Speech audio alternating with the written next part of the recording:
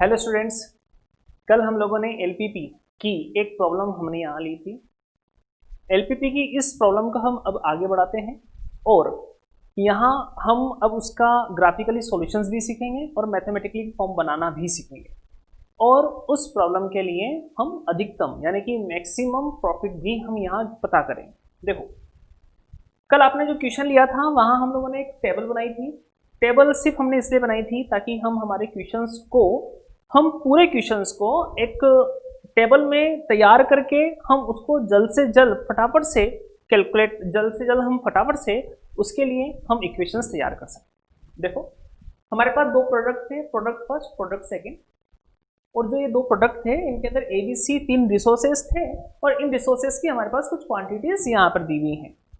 हमारे पास जो पहला वाला प्रोडक्ट है उसके एक यूनिट का प्रॉफिट हमारे पास यहाँ 2 रुपए है और उस प्रोडक्ट सेकंड का हमारे पास प्रॉफिट यहाँ एक यूनिट का 3 रुपए है। करेक्ट। यहाँ ABC की अवेबिलिटीज हमें मात्रा जो हमारे पास रखी हुई है स्टोर करके वो हमारे पास यहाँ 20, 12 और 16 है। करेक्ट। प्रोडक्ट फर्स्ट और प्रोडक्ट सेकंड के लिए हम लोगों को ये पता करना था कि हम मैक्सिमम प्रॉफिट करने के लिए हम प्रोडक्ट फर्स्ट और सेकंड की कितनी क्वांटिटीज तैयार करें कि हमें मैक्सिमम प्रॉफिट मिले। हमने ये मान लिया था मैथमेटिकली, हम लोग पुरानी क्लासों में पिछली क्लासों में पढ़ते हुए आए हैं कि हम जब भी कोई दो राशियों के बारे में पता करना चाहते हो तो हम प्रोडक्ट फर्स्ट के लिए तो इसे x यूनिट मान लेंगे और प्रोडक्ट सेकंड के लिए हम इसको y यूनिट मान लेंगे। तो चलिए बढ़ते हैं आगे, हम देखते हैं इसकी मैथमेटिकली फॉर्म और आगे इसको सॉल्व करते हैं। ठीक, तो सबसे पहले हम इसकी मैथमेटिकली फॉर्म लिख लेते हैं। हम लोगों ने कल ये तो लिख ही लिया था कि हमें फैक्ट्री जो है प्रोडक्ट फर्स्ट की x यूनिट तैयार करती है, प्रोडक्ट सेकंड की y यूनिट तैयार करती है। तो मैथमेटिकली फॉर्म हम जब लेंगे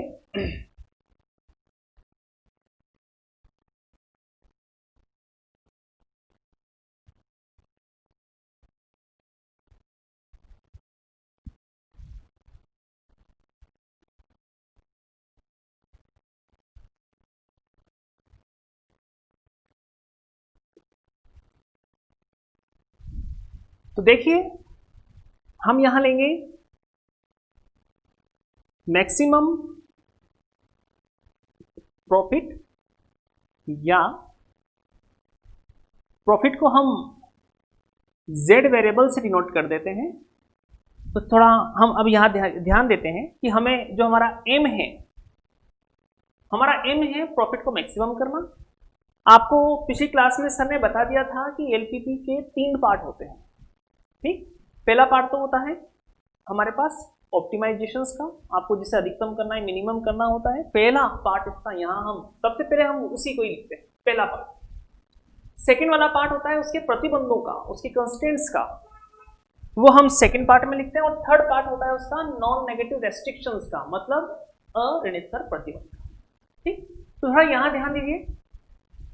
यहाँ आपको पता होगा कि प्रोडक्ट फर्स्ट और प्रोडक्ट सेकंड, आप जवाब देने की कोशिश करना। यहाँ प्रोडक्ट फर्स्ट है, उसकी एक यूनिट का हम लोगों को मार्केट में प्रॉफिट मिलता है 2 रुपए। करेक्ट।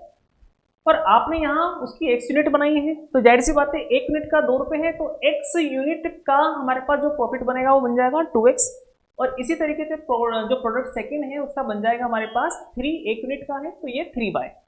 तो टोटल मिलाकर के जितना भी हमें प्रॉफिट मिलेगा वो प्रॉफिट हमारे पास यहाँ हो जाएगा 2x + 3y। It's okay.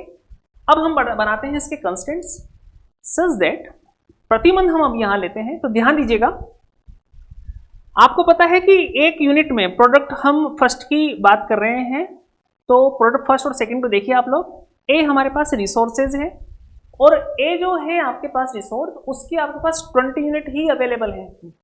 ठीक, मतलब आप इस केवल प्रोडक्ट फर्स्ट और सेकंड को इतना ही तैयार करेंगे जितनी आपके पास अवेलेबिलिटीज है।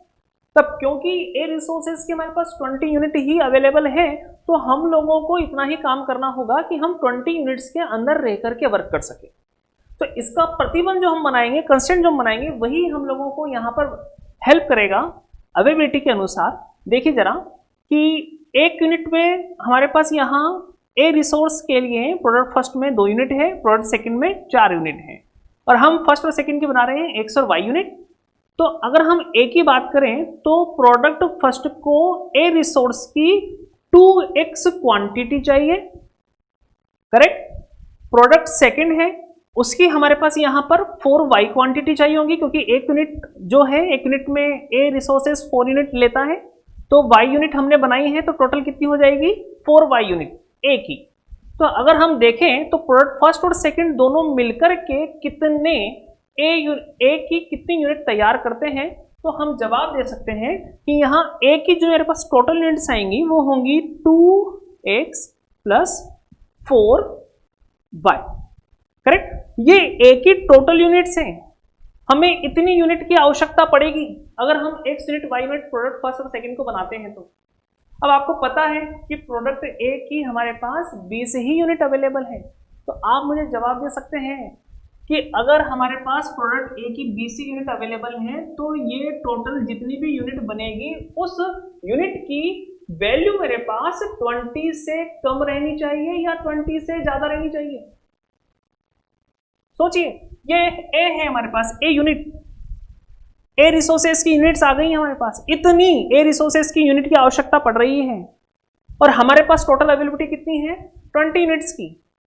तो आप प्रोडक्ट का जो तैयार करेंगे, बनाएंगे, क्या वो इतना तैयार करेंगे कि आपको ए रिसोर्सेस की ज्यादा मात्रा की आवश्यकता हो?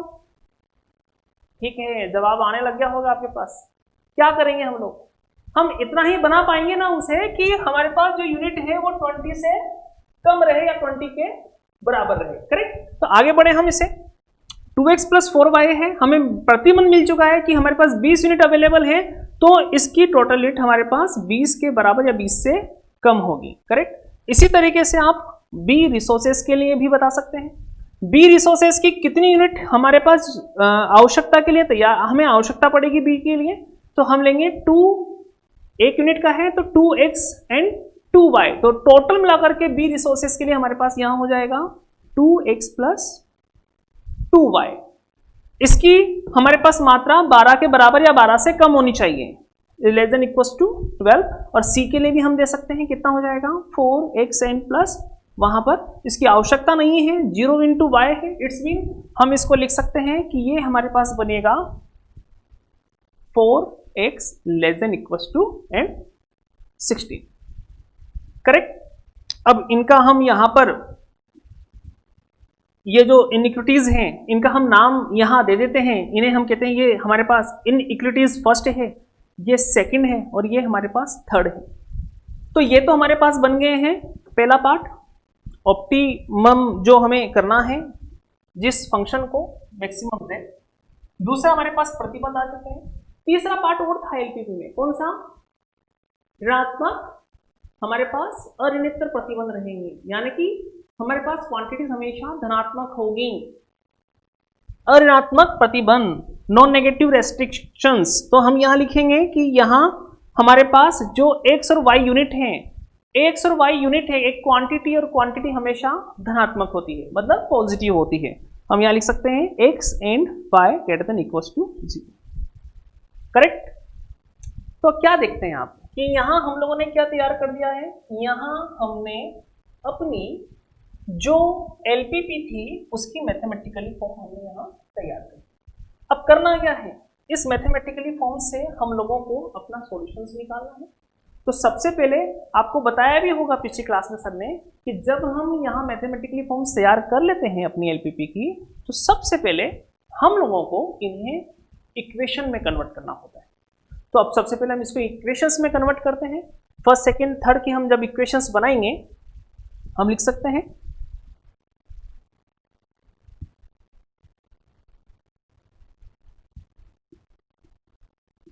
Convert into equation of corresponding inequalities।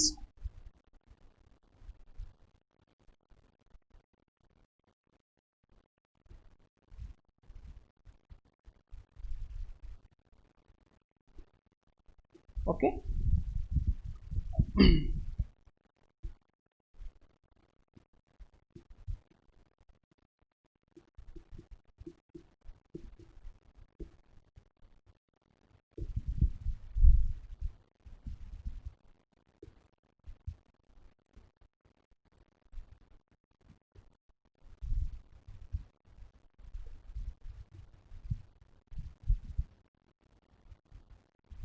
तो पहला हम यहाँ लेंगे, तो हमारे पास यहाँ है 2x प्लस, ठीक, 4y and equal to, equations में हमने इसको कन्वर्ट कर दिया है, तो ये हमारे पास हो जाएगी 20।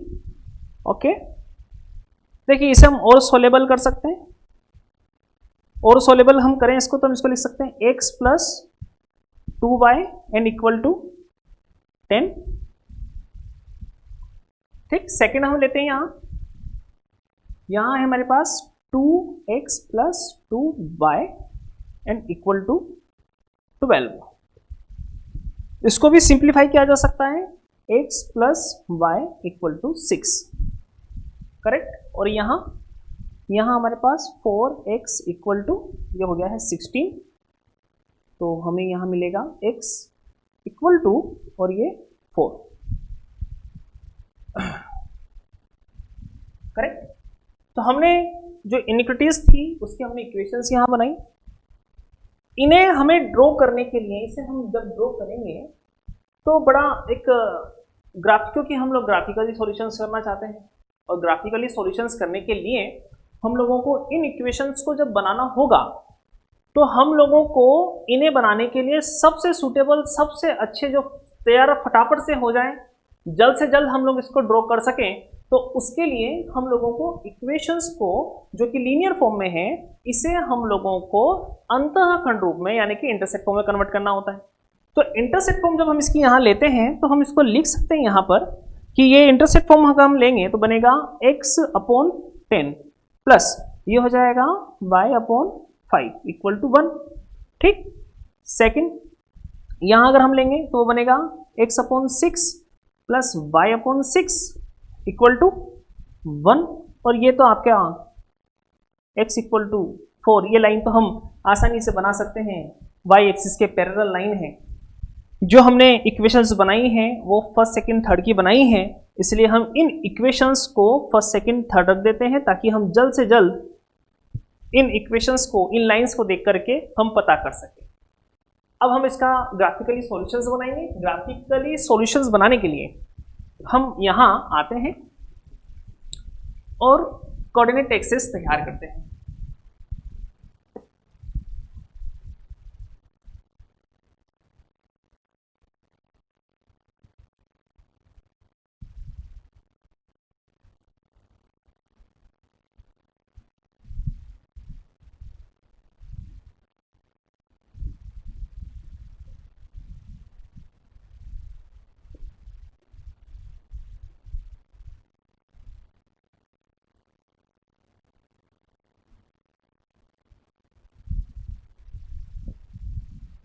ओके, तो ध्यान दीजिएगा,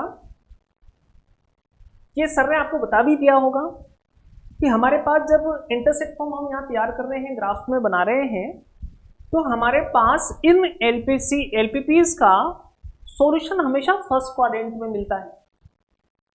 क्यों मिलता है फर्स्ट क्वाड्रेंट में, ये भी आप बड़े अच्छे से जानते हैं। जाहिर सी बात है, देखो जरा, हम हमेशा यहाँ लिखते हैं कि नॉन नेगेटिव रेस्ट्रिक्शंस हम बताते हैं कि एक्स और वाई हमेशा पॉजिटिव होंगे, और एक्स वाई हमेशा पॉजिटिव कहाँ होते हैं, फर्स्ट क्वाड्रेंट में, इसलिए हमेशा रिजल्ट्स कहाँ आता है, फर्स्ट क्वाड्रेंट्स में ही आता है, ठीक है। अब हम जब आगे बढ़ते हैं तो यहाँ जब आप इन इक्वेशंस को वहाँ तैयार करेंगे, बनाएंगे, तो आप लोग पहले यहाँ देख लें कि हमें कितने स्केल्स की यहाँ आवश्यकता होगी। ऐसा नहीं होना चाहिए कि आप जब एग्जाम में कॉपीज में जब इसको सोल्व कर रहे हैं तो स्केलिंग आपकी इतनी ज्यादा हो गई है कि आप अपने जो आपको आंसर शीट दी हुई है, आपका स्केल उससे ज्यादा आगे जा रहा हो। हमारे पास जनरली क्या होता है कि स्केल होता है 15 सेंटीमीटर का, तो हम लोगों को जो भी कुछ करना होता है वो 15 सेंटीमीटर के स्केल के अंदर ही हमें कर देना होता है। ओके, तो आप लोग ऑलरेडी ये सीखा हुआ है, मुझे ज़्यादा बताने की जरूरत नहीं है आप लोगों को, आपने पढ़ा हुआ भी है पहले ही, स्केलिंग कैसे की जाती है, क्या कुछ है।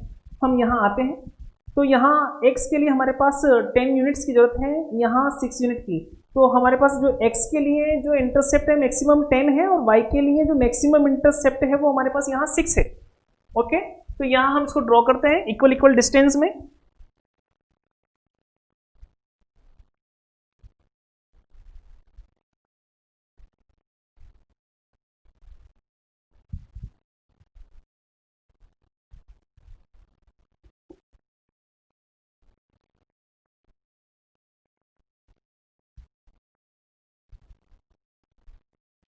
तो यहाँ हो गया है 10, 0 और यहाँ हमारे पास हो जाएगा 1 2 3 4 5 6 7, तो यहाँ हो जाएगा 0,6।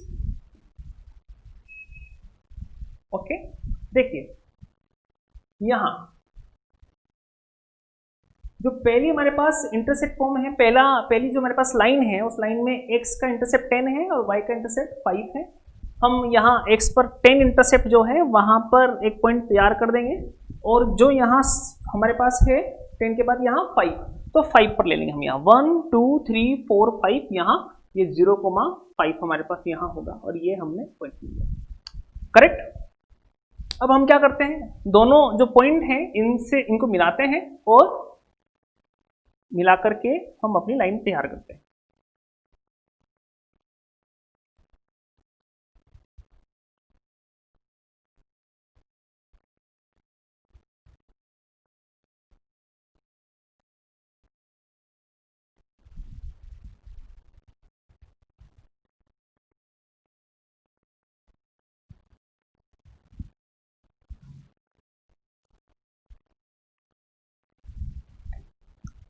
दूसरा, हम यहाँ सेकेंड वाली लाइन लेते हैं। देखो हमने जो फर्स्ट लाइन बनाई है ये वाली, इसको हम यहाँ इंट्रोड्यूस कर देते हैं। ये हमने जो लाइन बनाई है वो फर्स्ट है, फर्स्ट लाइन, ठीक। सेकेंड हम लेते हैं यहाँ x/6 plus y/6 equal to 1। तो यहाँ आप देखें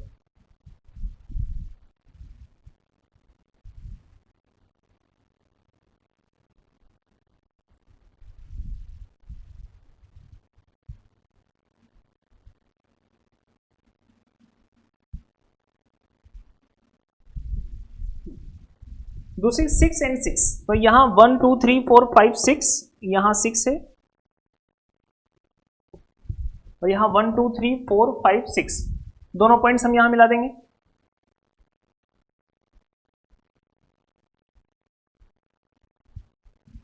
एक्चुअली आप ये स्केल से तैयार करेंगे, स्केल में आपको दिक्कत नहीं आएगी।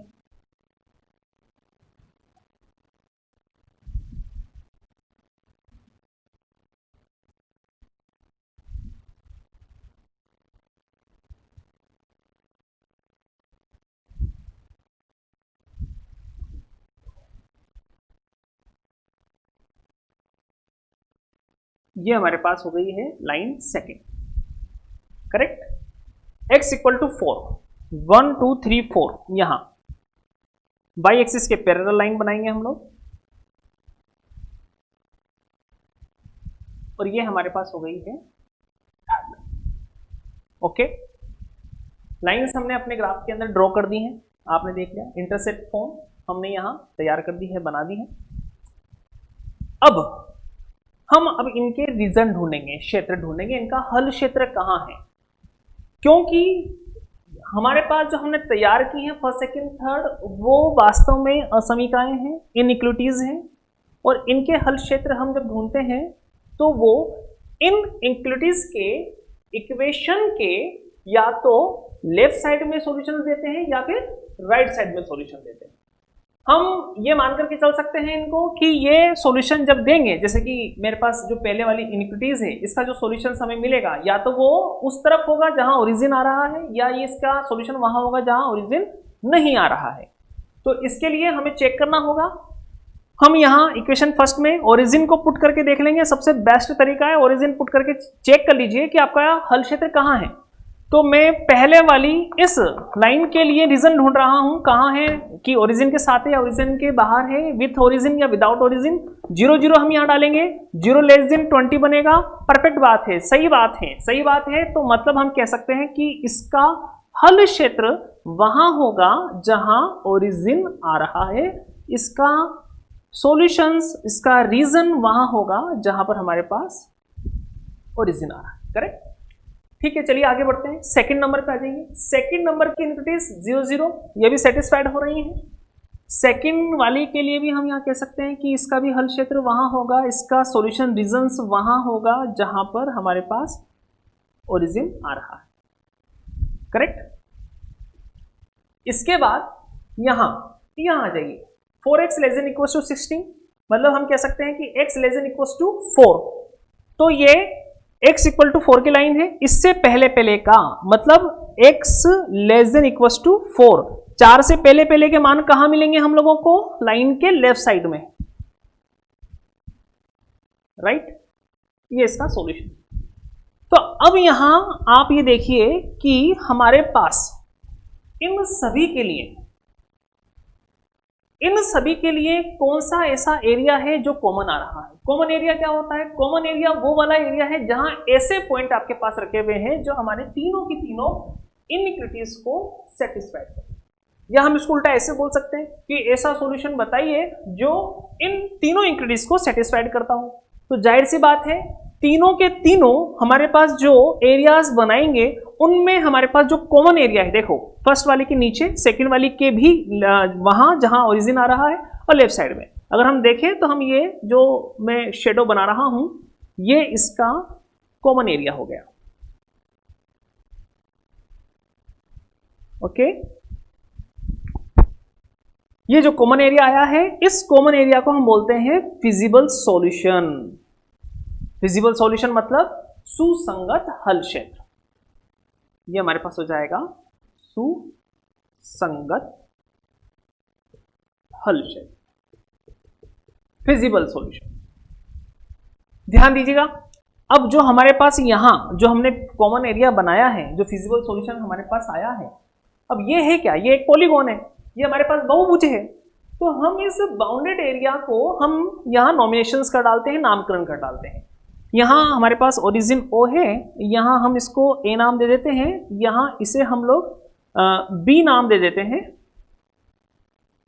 करेक्ट। और यहां हम इसको इस जगह, ठीक, इसे हम लोग C नाम दे देते हैं और यहां हमारे पास इसे हम लोग नाम दे देते हैं D,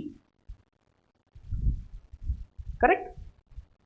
तो देखिए हमारे पास जो हल क्षेत्र है वो है O, A, B, C और D। It's okay.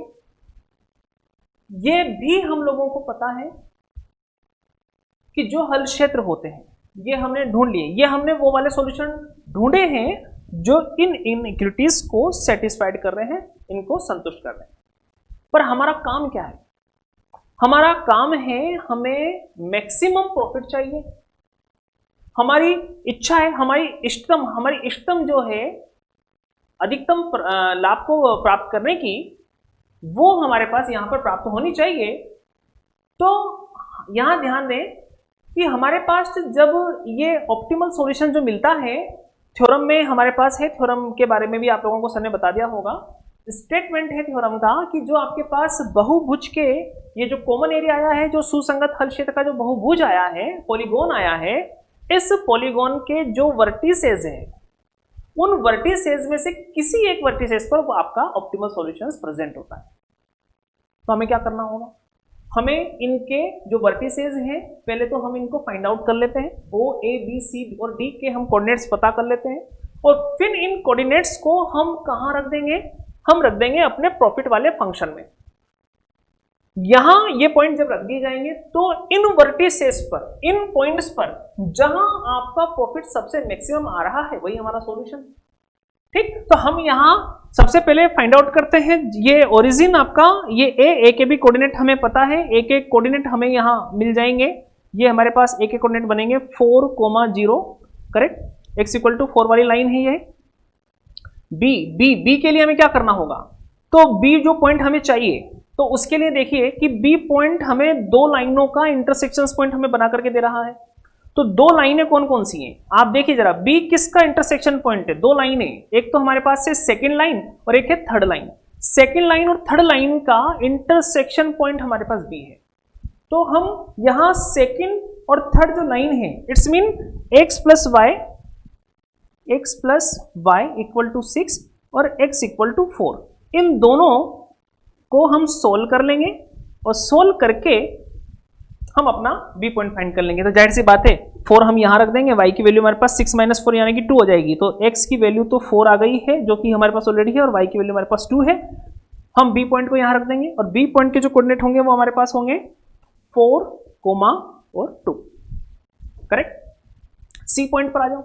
C point के लिए जब हम यहां फाइंड करेंगे तो आप ये चेक करने जाइए कि सी पॉइंट जो है वो किन दो लाइनों का इंटरसेक्शन पॉइंट है। तो सी पॉइंट जो है हम देख पा रहे हैं कि एक तो लाइन फर्स्ट और लाइन सेकंड, लाइन फर्स्ट और सेकंड का इंटरसेक्शन पॉइंट सी है हमारे पास। तो हमें फर्स्ट और सेकंड को सॉल्व करनी होगी, मतलब फर्स्ट एंड सेकंड। करेक्ट। तो x + 2y = 10 and x + y = 6। इन्हें हम सॉल्व करेंगे, वही सब्ट्रैक्शंस कर देंगे, सब्ट्रैक्शन कर देंगे तो यहाँ y की जो वैल्यू हमें मिलेगी वो मिल जाएगी 4, और ये किसी एक वैल्यू में हम यहाँ रख देंगे, यहाँ 4 रखेंगे, यहाँ जाएगा तो हमारे पास 2 हो जाएगा, मतलब x की वैल्यू हमें यहाँ पर 2 मिल जाएगी। करेक्ट। तो सी पॉइंट हमारे पास मिल जाएगा यहाँ 2, 4। ओके। डी पॉइंट के कोऑर्डिनेट हमारे पास रखे हुए हैं 0, 5। चलिए तो अब हम इसका फाइनलाइजेशन करने चलते हैं।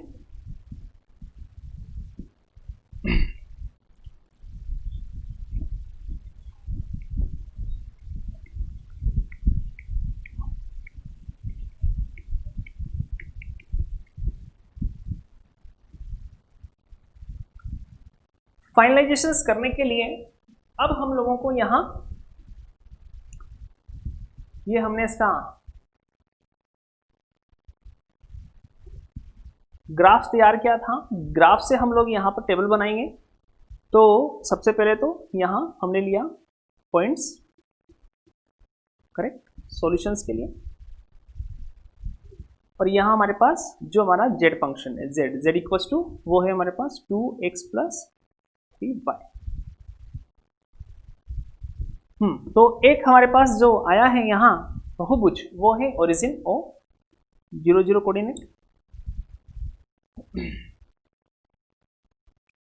हम टेबल बनाने से पहले हम पहले यहां ये बताएंगे कि हमारे पास ओ, ए, बी, सी, डी सुसंगत हल क्षेत्र है, अतः, और फिर हम इसे फाइंड आउट करेंगे। इंग्लिश में हम इसे यहां पर लिख लेंगे O, A, B, C, D is feasible solution region. Correct. चलिए तो ये ओरिजिन 0, 0 और यहाँ हमारे पास ए आ गया है। ए हमारे पास कोऑर्डिनेट हमें पता है वो कितना है 4, 0। बी वाला कोऑर्डिनेट वो भी हमें पता है वो कितना है हमारे पास 2, 4। और जो सी है वो हमें पता है वहाँ 0, 0, 4, 0। बी हमारे पास 4, 2 है, सॉरी देखिए 4, 2। ठीक। सी पॉइंट हमारे पास यहाँ है वो है 2, 4। करेक्ट। और जो हमारे पास डी है वो डी है हमारे पास 0, 5। वैल्यूज निकालेंगे। ओरिजिन पे तो ये हमेशा हमें 0 वैल्यू, हमें पॉइंट रखना चाहिए, हमेशा रखना चाहिए इसे, और यहाँ इसे शो भी करना चाहिए कि z की वैल्यू हमें पास हमेशा 0 मिलेगी। a है 4, 0, 4, 0 यहाँ पर हम पुट करेंगे तो ये वैल्यू हमें मिल जाएगी 8। 4, 2 यहाँ रखेंगे तो ये हो जाएगा 8 और 3, 2, 6, 8, 4, 14 हो जाएगा। 2 और 4 यहाँ 2 एंड 4, 2 और 2 4, ये हो जाएगा 4 एंड प्लस ये 4, 3, 12 यानी कि 16, और 0, 5 यहाँ 5 रख देंगे तो ये हमारे पास हो जाएगा 15। करेक्ट। तो आप आसानी से देख सकते हैं कि हमारे पास यहाँ जहां सॉल्यूशन z की जो वैल्यू सबसे मैक्सिमम मिल रही है वो सी पॉइंट पर मिल रही है।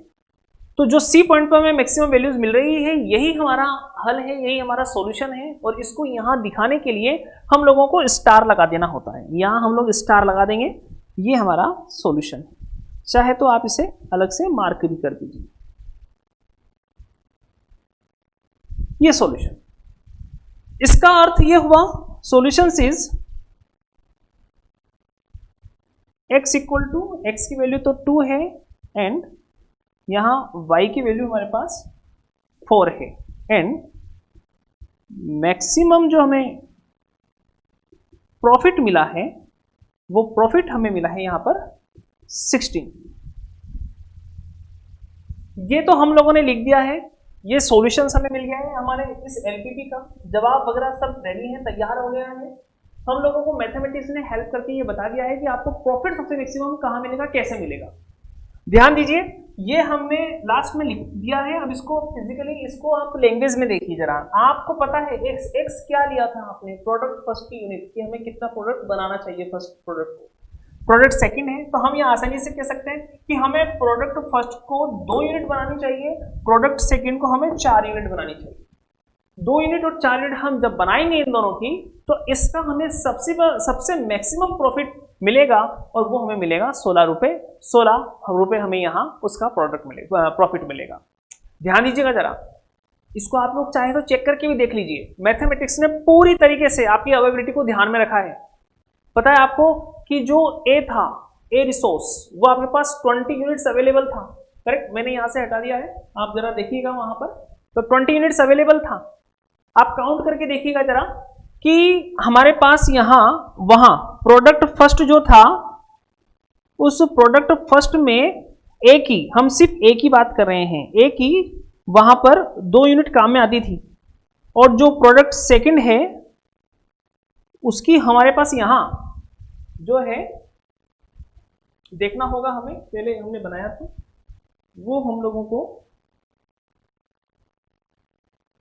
4 यूनिट काम में आती है, 4 यूनिट, करेक्ट। ये पर यूनिट था, ध्यान है अगर आपको, वहां टेबल में जाकर के देखिए, पर यूनिट में जो ए रिसोर्स काम में आ रहा था तो वो इतना था, ठीक। अब आप देखिए प्रोडक्ट फर्स्ट जो बनाया है आपने, वो कितने यूनिट बनाया है, 2 यूनिट, करेक्ट। तो 2 यूनिट, एक यूनिट में कितना यूज हो रहा है, 2 यूनिट बनाओगे तो टोटल कितना यूज हो जाएगा, 4, ठीक। तो प्रोडक्ट फर्स्ट में तो ए का जो यूज आ रहा है वो है 4 यूनिट, ठीक। प्रोडक्ट सेकंड है, उसके अंदर एक यूनिट में हमारे पास 4 यूनिट काम में आ रही है, ठीक। ये 4, यहां हम कितना बना रहे हैं प्रोडक्ट सेकंड को, 4 यूनिट, तो 4 × 4, तो टोटल एक ही मात्रा कितनी यूज हो गई है, 16। इसको काउंट कीजिए कितना आया, 20, तो मतलब एक ही टोटल यूनिट्स कितनी काम में आ रही है, 20। अवेबिलिटी कितनी थी आपकी, एक ही 20 थी, 20 से ज्यादा नहीं गई, 20 हो सकती है, 20 से कम रहनी चाहिए। यही बिजनेस का फंडा हम लोग काम में लेकर के कि अवेबिलिटी जितनी हो उसके दायरे में लेकर के हम लोगों को यहाँ पर सोचना होता है। मैथमेटिक्स से हमें वैल्यू को काउंट करना होता है, डिसीजन लेना होता है, और वो परफेक्टली हमें डिसीजन यहाँ उन्होंने दिया, और हम आसानी से कह सकते हैं कि ये एक परफेक्टली हमारे पास सॉल्यूशंस अवेलेबल हैं। यहाँ हमें इतनी यूनिट्स तैयार करनी चाहिए हमारे प्रोडक्ट फर्स्ट और सेकंड की, जिससे मैक्सिमम प्रॉफिट हम लोगों को 16 मिलेगा।